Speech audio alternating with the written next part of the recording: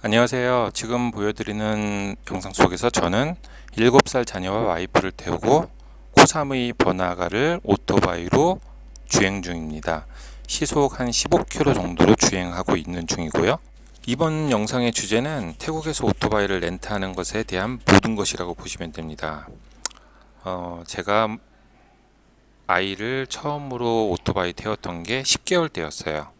그때 저도 인터넷에서 많이 알아봤던 게 아이를 태워도 되는 것인지, 그리고 다녀온 후에도 질문을 받았던 게 아이를 어떻게 오토바이 태우느냐, 위험하지 않느냐, 대중교통은 어떻게 돼 있냐, 택시를 타는 것은 어떻게 되냐, 택시가 싸다면 오토바이를 탈 이유가 없지 않느냐, 뭐 여러 가지 이유가 있습니다.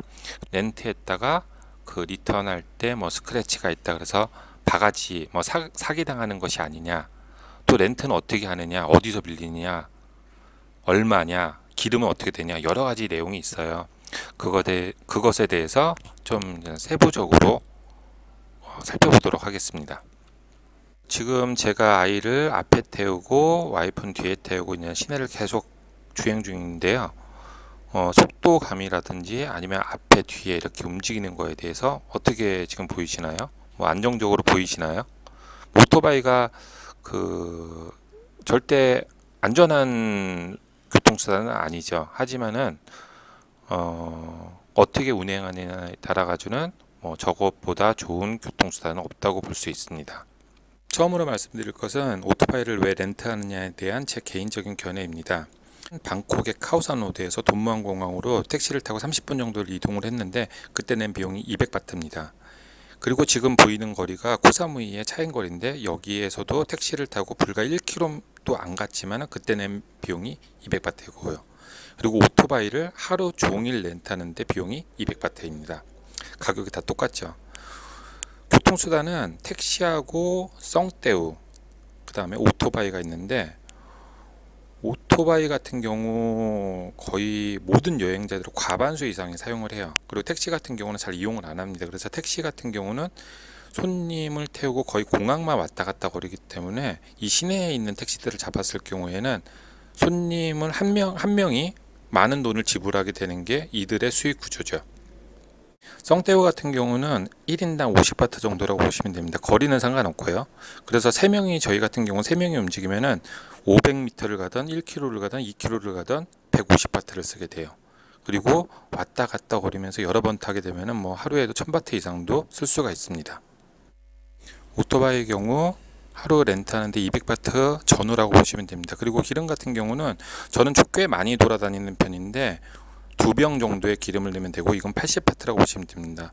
그래서 대부분의 사람들이 여행자들이 우리나라 사람뿐만 아니라 외국 사람들도 오토바이를 선호할 수밖에 없는 거죠. 그래서 오토바이를 과반수, 심하게는 70%, 80%가 오토바이를 이용한다고 보시면 되겠습니다.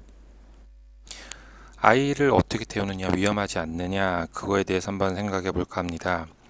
저도 아이를 맨 처음에 태우기 전에는 어떻게 태우지 이런 생각을 했었어요. 아마 태국을 다녀오신 분들도 아이를 태워본 경험이 없다면 똑같은 생각을 하실 겁니다. 근데 잘 기억을 해보시면 외국에 나갔을 때 서양인들 같은 경우 많이 태우고 다녀요. 앞뒤로.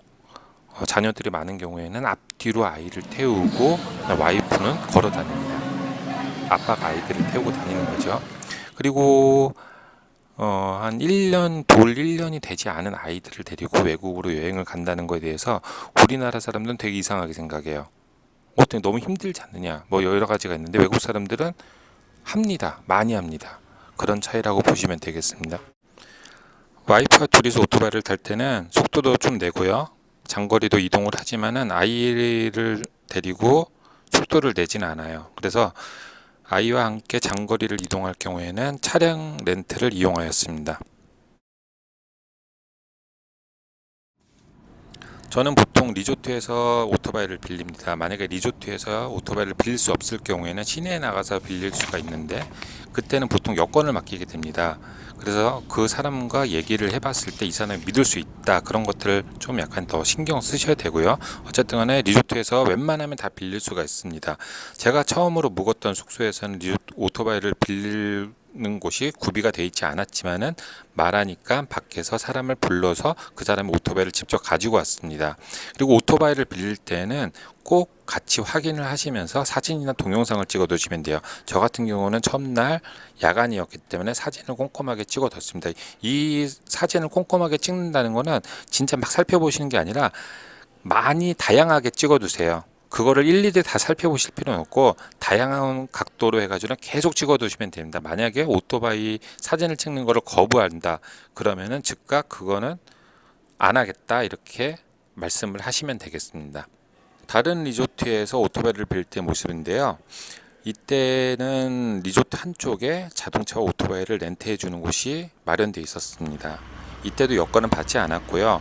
특이한 것은 이때 자기들이 서류는 가지는데 저한테 서류를 돌려주는 게 없어서 그냥 서류를 사진으로 찍어라 이렇게 얘기를 하더라고요. 그렇게 큰 문제가 되지 않았고요. 왜냐하면 리조트하고 협력업체이기 때문에. 그리고 이때는 낮이었기 때문에 오토바이를 점검할 때 사진을 찍지 않고 동영상으로 찍습니다. 이게 훨씬 더 편하죠. 근데 이런 행동 자체는 꼭 나중에 어떤 증거물로 사용하겠다기보다 이렇게 찍어 두는 것을 허용하는 곳은 나중에 문제가 발생하지 않습니다. 근데 사진을 못 찍게 하거나 동영상을 못 찍게 하는 곳은 꼭 문제가 발생할 요지가 높다고 보시면 되니까 그럴 때는 즉각적으로 렌트하는 거를 멈추셔야죠. 그로 종합적으로 정리를 해보겠습니다. 먼저 가격적인 면인데요. 제가 오토바이를 하루 빌리는데 200바트 전후라고 말씀을 드렸는데 시내 나가보면 오토바이를 빌려주는 곳을 되게 많이 발견할 수 있습니다. 옷가게일 수도 있고요. 약국일 수도 있고 술집일 수도 있고 그 앞에 포렌트라고 적혀있는 오토바이들을 많이 보게 되는데요. 그것들을 다 빌려주는 오토바이입니다. 그렇다면 150바트는 100바트는 어디서 빌릴 수 있느냐. 번화가를 벗어난 시내 양 끝으로 가시면 그런 곳들을 많이 발견할 수가 있는데요. 제 경험에 의하면은 예전에 가격을 싼 거를 찾아서 굳이 100바트 아끼겠다고 갔었는데 서류를 작성하고 마지막으로 체크를 할 때 스크래치 있다 이거 사진 찍어둘게 그러니까 성질을 내더라고요. 그래서 거기에서는 나중에 이거 돌려줄 때 문제가 발생하겠구나 그렇게 판단이 돼서 쏘리하고 나왔습니다. 그렇다면 요즘은 거의 호텔에서 빌리는데 왜 호텔에서 빌리냐, 시내에서 빌릴 때는 여권을 맡겨야 됩니다. 당연한 거죠 어떻게 보면은. 근데 리조트에서 빌릴 때는 여권을 맡기지 않는 경우가 더 많습니다. 리조트가 저희를 보장해 주기 때문이죠.